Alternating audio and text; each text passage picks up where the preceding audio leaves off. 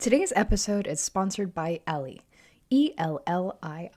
Ellie is one of the world's leading content libraries for English language teachers, with thousands of ready-made lessons and flashcards and hundreds of videos that you can use to complement your own curriculum or use as your main source of materials. Ellie is run by a team of former English teachers dedicated to creating content that engages your language learners. If you're an independent teacher or paying for your materials out of pocket, we invite you to use our podcast's exclusive discount code Think-Aloud to save 15% off your first membership term. That's THINKALOUD. And if you're an administrator looking to buy for your whole program, just reach out to the fine folks at Ellie to inquire about a 2-month free trial to test it out for your organization.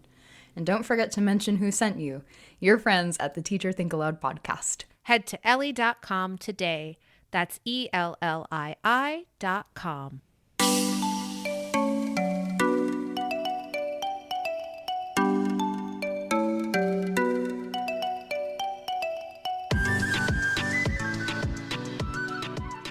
Hello, and welcome to the Teacher Think-Aloud Podcast, a podcast for reflective practice for teachers of English around the world. I'm your co-host, Anna. And I'm Shé. And on today's episode, we're thinking about training teachers. That is, how do teacher educators develop their skills to lead workshops and support other teachers? That's right. Such an important question. But before we get into that, Anna, this is one last reminder to contribute to our Friends of the Podcast episode. Yep. The deadline for submitting your voice memo is December 15th. We'd love to feature your voice, so go to bit.ly/backtobasics26 and answer some simple questions to participate. We hope to hear from you. Now, back to our topic for today. Right. Listeners, you may recall that both Anna and I have been training teachers in the US and abroad for a number of years in different capacities. So much thought goes into each workshop we facilitate. But maybe you're wondering, how did we acquire the skills to support teachers and even work with teacher trainers? Who trained us? Right. We've all had a different journey, some of us feeling more ready than others. And turns out there really isn't a set standard for training of trainers, at least in the US. But fortunately, we have an incredible network of teacher trainers to learn from. And today we're sitting down with Tabitha Kidwell, who is truly an incredible teacher educator and a wealth of knowledge on all things teacher training. And today she's going to talk to us about a study she conducted on the topic of teacher education and offer some ideas around how to better support teachers facilitating PD of their own. Let's meet Tabitha and get down to business. I'm Tabitha Kidwell. My pronouns are she, her. And over the course of my career, I've taught English and worked with English teachers around the world, including in Madagascar, Indonesia, Tanzania, Russia, other places too. And currently I'm a faculty member in the TESOL program at American University in Washington, D.C., where I teach linguistics and language teaching methods. Amazing. Excellent. All right. Well, I guess now it's time for our icebreaker question, which is a surprise. Don't worry. I hope this will be pretty accessible for you. But since you are just a prolific academic, I'd love for you to share what one of your pet peeves is as an academic, if you can think of one. Oh my goodness, how much time do you have? Pet peeves as an academic. This isn't really a pet peeve, it's just a peeve. It's like a big problem we all have is there's never enough time. Everybody is always saying like, oh, I'm so busy. I wish I had more time. What we should be saying is like, I wish I had less to do. So really we need to be less pressured to say yes to so many things. I'm the first one to need to hear this. We need to say no to more things. It's so easy to get overcommitted, and academia is just really problematic in that sense. People are always stretched so thin that we have no flexibility.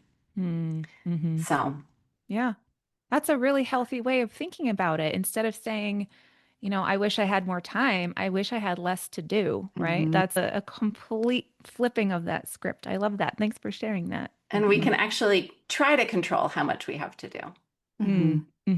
Yeah. But we all get the same amount of time. Yeah. I think Anna and I can really relate to that. We've been supporting each other over the last couple of years, especially in learning how to say no to things. If it's not a super yes, then it's a no. Trying to sort of shave down our to-do list as much as possible. So we get that. Yeah, we really have trouble saying no to more podcast stuff though. So, Yeah. Yes. Well, we're seeing numbers go up, and that's exciting. And Yeah. excitement inspires action, right? Yeah. Say yes to the things you're excited about. That's right. Yeah. Awesome. Well, great. So let's jump in a bit, Tabitha, and let's talk about your study. First, tell us a bit about what inspired the work and what questions you were seeking to answer. Sure. So, the original inspiration for the work, I think the best academic studies came out of my own experience and came out of my own struggles in my career. So, thinking back to the beginning of my trajectory as a teacher educator or as somebody delivering professional development, I was really bad at first. I think we all are. So I started out delivering professional development to language teachers as an English language fellow in Indonesia. I had just recently finished up my master's degree. I had about 7 years of classroom teaching experience. And I got to Indonesia, and all of a sudden I was leading all these workshops for teachers, and I was teaching language teaching methods courses, and I was doing all of these really exciting projects that I really had not been prepared for at all. And I was just drawing on my experience as a language teacher and trying to adapt that to train and support and prepare language teachers. But that's a different task that I had not received any formal preparation for. So I remember like my first teacher training workshop presentation had like 50 slides, 30 activities. Yep. It was so boring. It was terrible. The teachers there. in Indonesia were so nice. We love it. Thank you so much. But looking back, it was bad. So I would have really benefited from some purposeful support. And so I was really excited when I was able to be involved with a program that offered teachers that kind of support. When in 2020, I was asked to help develop a training of trainers course for that same program, the English Language Fellow program, that they would take before they went out into the field and started their fellowship. It was 2020, so that didn't end up happening because fellows, for the most part, didn't really go out that year. So we pivoted to develop a pilot course that summer that we offered to program alumni. And that was a great experience. We ended up having like 400 alumni sign up because everybody was so bored, sitting in their house, like ready to learn, ready to engage with each other. And I felt like this is just a great opportunity to learn from these teacher educators' experience about how did they learn to become teacher educators? What expertise do they feel is essential to their work as teacher educators or teacher trainers or deliverers of professional development? And get their recommendations for how that process could be improved in the future. Yeah. Could you tell us a little bit about how the study was designed and use lay terms for our non-researcher friends listening? Sure. It's a pretty simple design. It's a pretty accessible study. It was an interview study. So from those 400 alumni that were involved in that course, I reached out and asked who might be interested in participating in research. And people very generously gave of their time and were willing to participate. So I ended up selecting 20 participants at 4 self-reported experience levels. So that's maximum variation sampling to have a variety of people from different demographics. And my demographic of interest was what's their experience level. So there were 5 participants who said that they had occasionally delivered presentations, 5 that had frequently delivered presentations, 5 that teacher training was a core aspect of their work, and then 5 that were really senior and had done all that and had also designed trainer of trainers programs like I was doing. And so I met with them to interview them over Zoom through a semi-structured interview protocol.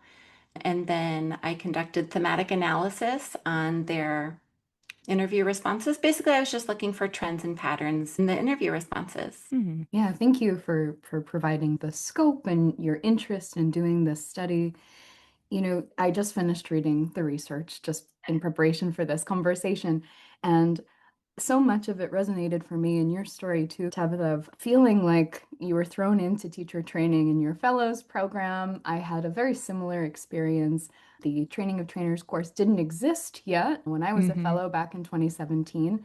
So I went through TESOL International. They had developed a train the trainer course And I found it to be really helpful. And I wondered, why are we not doing more to support teachers, right? I can't be the only one with this challenge. So I really appreciate your initiative and the program's initiative in supporting program participants because it's really important. And the title of your work says it all. I shouldn't have to fumble my way around. So I'd love for you to tell us a bit about the central findings of your article. What did you come up with, and what did it reveal about the current PD landscape for teacher trainers in the TESOL field?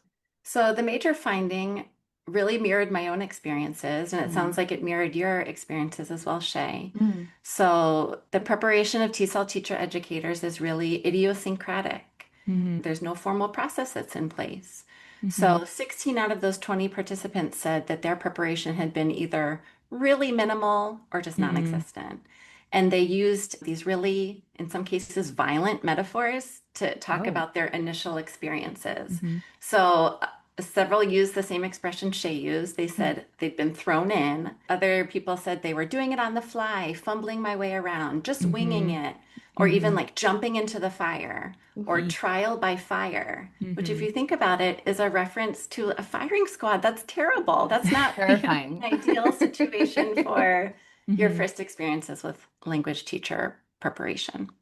Yeah. So teacher educators were learning, they were improving in their craft, but they learned through their own experimentation, reflection on their experiences. Some people mentioned learning through interacting with quality materials if they'd been provided like a really quality curriculum to follow. They looked back on their own preparation as a model to draw from. They attended conferences, they did their own research. Some people were lucky enough to have a mentor guiding them through that process. But for the most part, there was no formal process in place. Yeah. And, you know, in order to participate in the program that we're talking about, you have to have at least 5 years of teaching experience as a fellow, and you have to have a master's degree in TESOL or a related field. And many of the participants have a master's and a doctorate or more than that. So why do you think so many trainers feel underprepared if they're entering this situation with this formal background? It was funny because everybody seemed to identify something that they didn't have, that they felt like, oh, this is what I need. So people with a background in education said like, oh, I really needed to have studied more linguistics. Or people with a background in like intercultural communication said, I really need a background in education. And that credential doesn't exist. There's no credential for a teacher trainer or a facilitator of professional development, at least not that's widely accepted. So a lot of people, myself included, end up getting a PhD because they think like, okay, my teacher educators all have PhDs, so that must be the path that I should follow if I want to become a teacher educator. And that's true, but a PhD usually provides preparation to become a researcher. So a lot of people doing a PhD program, in TESOL at least, are frustrated because they say, I want to be a teacher educator. I'm not receiving that preparation in this context. So it's a big missed opportunity in the field of TESOL if we are just expecting trainers to rely on their, strength of their personality or their hard work as they gain that expertise through on-the-job learning. Yeah, absolutely. I mean, we're sort of shortchanging a lot of people who would be excellent teacher trainers without providing that additional support and structure and really framework, I guess, for understanding what teacher professional development can look like. So I'm wondering, you kind of mentioned indirectly that you're not really getting the teacher trainer skills through a PhD program. So what are these areas of expertise that teacher trainers need to actually implement professional development? Yeah, great question. So teacher trainers need knowledge about the context. They need to know and understand where their teachers are working and teachers' backgrounds and experiences. And if they don't already have that, they need needs assessment skills and strategies to be able to learn that quickly. And then the inclination to adapt their content to meet the needs of the teachers they're working with. Teacher trainers need practical knowledge about teaching, and they also need theoretical knowledge about recent trends in the research. So that would be drawing from their own experience and from the research. They need planning and facilitation skills. So they need to have a familiarity with various models and approaches for teacher training.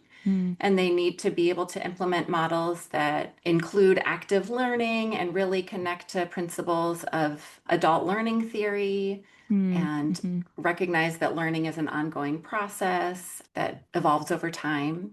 And they need the ability to evaluate the programs that they're implementing, to consider the success of those programs and reflect on their own skills as teacher trainers and continue to grow. That's a big skill set right Yeah. there. Yeah. Yeah. Well, then I guess how can we actually support that? I mean, there are just so many different parts to this. So how do you think PD programs, professional development programs, can help teachers, help trainers develop these skills more intentionally? Yeah. So what I think, and also what came out of the research with these participants, are we could be and we should be offering more formal preparation courses. So one participant referenced the Training of Trainers course as the first learning opportunity that they'd ever had about teacher training that was comprehensive from beginning to end, and really looking at this full endeavor that we do to try and help teachers, get better at their jobs, which is very complex because teaching and teacher preparation is a human endeavor. It's relational. It's complex, it's contextualized. It's not something that you can read in a book. It's something that you really have to develop in collaboration with others and through your own personal growth and professional growth. So, a formal preparation course that could lead someone through that process of transitioning from a teacher of English to a teacher educator working with English teachers could be really valuable. We need more of those courses. Another strategy that could be implemented would be more induction programs. So, programs that support people making that transition. So, if you are a beginning teacher educator, or if you are beginning to deliver or facilitate teacher preparation for the first time, it'd be helpful to have a mentor that you could work with. It'd be helpful to have somebody that was observing you and could offer you some feedback. It'd be helpful to work with a network of other novice teacher trainers so that you could all learn from each other. And then that model of a network or a professional learning community could also continue throughout your career and offer you ongoing support. To some extent, that exists through organizations like TESOL Association and the Teacher Education Interest Section, but we could be more purposeful about it and bring people together to say, this is a group, this is a network that supports our growth as teacher educators or facilitators of professional development. Yeah, I love that you're pulling in the power of professional learning networks. I mean, that's something that I think we forget is really something that we can draw on. So, yeah. I also appreciate that it's, you're speaking not just about the preparation before the training actually happens or the facilitation of PD actually happens, but that idea of ongoing support, I think, is really, really critical, especially in a field that's ever evolving and the political climate influences how we're able to do the things that we do. And there's so much involved. So I appreciate your comprehensive take there. Yeah, and there are these parallels between teacher education and teacher educator preparation. So, seeing both of those areas as professional, like we acknowledge in the field that speaking English doesn't make you a good teacher, you need professional preparation. And in that same vein, being a good English teacher doesn't necessarily make you a good teacher educator. Formal preparation is essential to maintaining the professionalism of that piece of the field. Yeah, I appreciate you're really highlighting that it's not just a direct transfer of skills. I mean, yes, there is a transfer of skills for sure, because good educators make good teacher educators, but there's an additional layer there Yeah. that is just helpful support for someone who is developing and moving into that role of teacher educator. So yeah, we can't forget that. You can't just go from the classroom and say, I know how to teach this kind of group of students versus I know how to teach teachers who are a very specific group of learners, right? Yeah. Yeah. It's just making me think about, Anna and I did an episode way back in the day now on the benefits of formal TESOL training. And we talked about the difference between being a native speaker of English who figures out how to teach because they were thrown into a classroom in whatever country. And I feel like there's a bit of a parallel between what we're talking about here. Being an English teacher doesn't necessarily mean that you can easily become a teacher trainer. So yeah, I appreciate that. Let's talk a bit about what actually makes teacher training effective in your mind based on your experience. Yeah, well, it's a complicated question because any form of teacher training can be more or less effective if it's meeting or not meeting the needs of the teachers you're working with. So, I mean, the first format for teacher training that comes to many people's mind is, of course, the workshop. Classic. The classic workshop, which can be very effective. A well-designed, really, well thought out, expertly delivered, engaging, interactive workshop can make a huge impact on teachers and really push their thinking, introduce new ideas, guide them through how they can implement that idea. Workshops can be really, really great. They're more effective if they're collaborative, if they bring teachers together to share their expertise, and especially if those teachers are coming from similar contexts, so that teachers can really discuss how will this work in my school, in my own classroom. And they're more effective if they're sustained, or if teachers have the opportunity to sustain the learning that happens during that workshop. So that could be through having a series of workshops where you're seeing the same people over and over again and working together over a more extended period of time, or that can be through follow-up after the workshop and having teachers continue to engage with the ideas. Because, a 2-hour workshop, how much change does anybody engage in a 2-hour space of time? Right. So it can be very effective, and there are ways to plan workshops to make them more effective. But workshops, the quote unquote teacher training, are certainly not the only format of teacher training, even if that's what people often think of first. So teacher training happens anywhere where teachers are learning. So it happens in university methods courses. It happens in, short-term courses that people might take. It happens through if you're being observed and someone gives you feedback. That is such a great opportunity to have an additional perspective on your own teaching. That's a huge, painful, but really helpful learning opportunity. Teacher professional development happens through professional learning communities where people are engaging with each other and sharing expertise and ideas and strategies together. Happens through mentoring. It happens through collaborating with others and learning from somebody that you are co-teaching with or designing a curriculum with. And it doesn't even have to be as formal as that. It can just happen through conversations between colleagues, in the break room. And so a teacher educator can be more successful if they've thought through, how can I engage with my colleagues, whether I'm just having a conversation over coffee, or we're collaborating on something, or I'm offering more formal mentoring. How can I approach those interactions in a way that is likely to result in improvements in their teaching and might also invite opportunities for me to continue to learn? Yeah. You mentioned so many different approaches to teacher training that aren't just that classic workshop. And I agree, I've been to workshops that are just amazing and you come away so inspired and you have something that you want to try the next day. And it really just, even if there's not a concrete thing you want to try the next day, it really challenges or changes or helps solidify your thinking about something. And it can really make a big difference in your practices as an educator.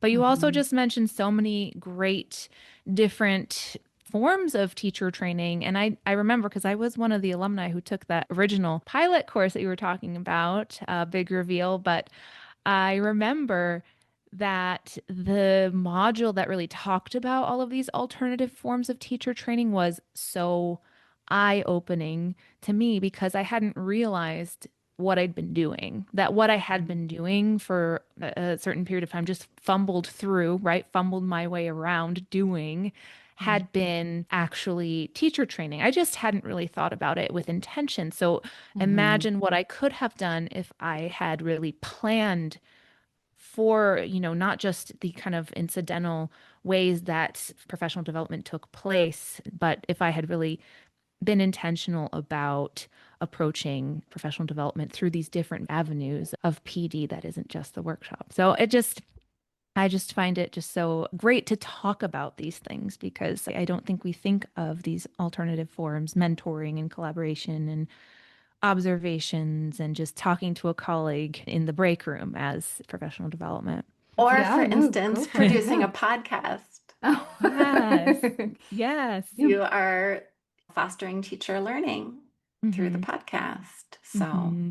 just for example. That's the Yeah. goal. That Yeah. was the idea. Yeah, We I did. mean, Mhm. so many of the things that you've brought up as forms of alternative teacher learning are really what guide us and what we talk a lot about with just professional development in general, PLNs and mentoring. So they're not the same. Teacher training and professional development are not necessarily the same. I think when we're talking about like formational training versus, in-service seasoned educators getting training, those are different things, but there is certainly an overlap. And Mhm. what's sticking out to me right now is just this idea of intentionality. Anna and I presented at TESOL, and I guess was it this year? Was it just earlier 2025. Yeah, it was this year? March, which I'm was like so 5 years lost. ago, but It's almost yeah. October. It's wild. And, we talked a lot about how teachers should enter carving out their own professional development path using intention, right? And really Hmm. starting there and letting that be their North Star, if you will. Hmm. So all of this is hitting, and it's also just making me, and I probably Anna too, feel really good. Like, okay, great. Tabitha, you're admired in the field, so we're happy to see that we agree with you and you agree with us. We're on the Yeah. same page. Cool. Yeah.